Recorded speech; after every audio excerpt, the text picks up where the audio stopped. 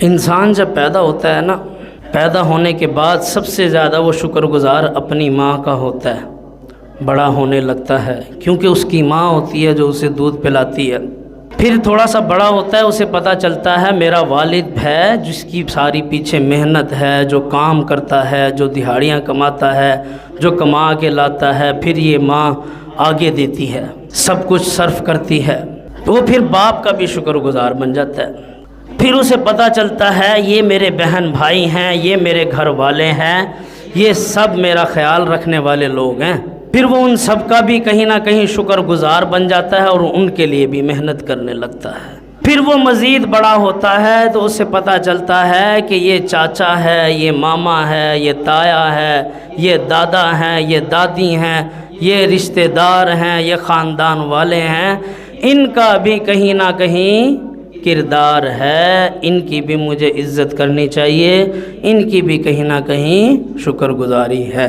پھر اس کی سوچ ہی ہو جاتی ہے۔ پھر وہ مزید آگے بڑھتا ہے، بڑا ہوتا ہے، شعور اختیار کرتا ہے، سمجھدار ہونے لگتا ہے، پھر اسے پتہ چلتا ہے صرف یہ میرے والدین یا میرے بہن بھائی یا میرے خاندان والے ہی نہیں ہیں جنہیں کہیں نہ کہیں میری فکر ہے، بلکہ اگر میں غور کروں تو یہ کائنات کی ہر چیز ہی مجھے پالنے کی کوشش میں لگی ہوئی ہے۔ یہ زمین میرے لیے اناج اگا رہی ہے، یہ سورج میرے لیے طلوع ہو رہا ہے، یہ سورج انرجی میرے جسم کے اندر پیدا کر رہا ہے۔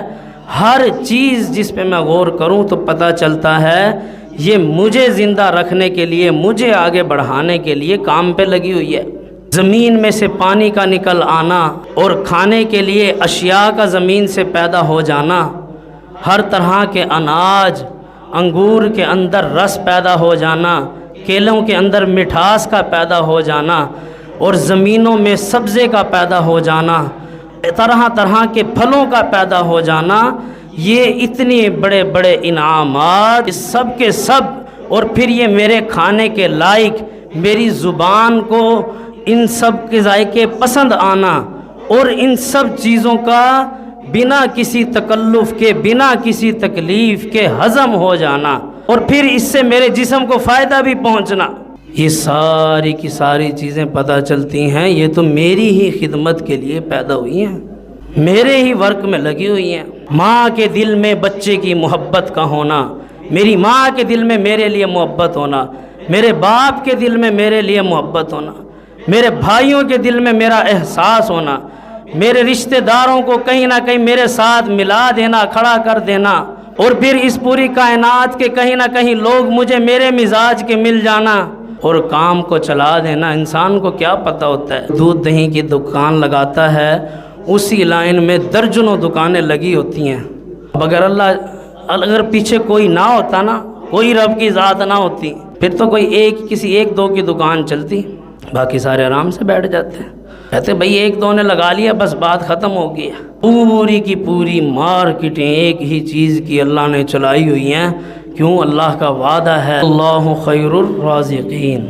بے شک اللہ ہے جو رزق دینے والی ذات ہے۔ پھر اللہ کا شکر ادا انسان کیوں نہ کرے؟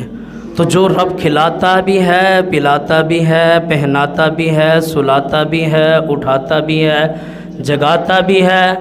رہنے کی جگہ بھی دیتا ہے، اس کا شکر ادا کیسے نہ کیا جائے؟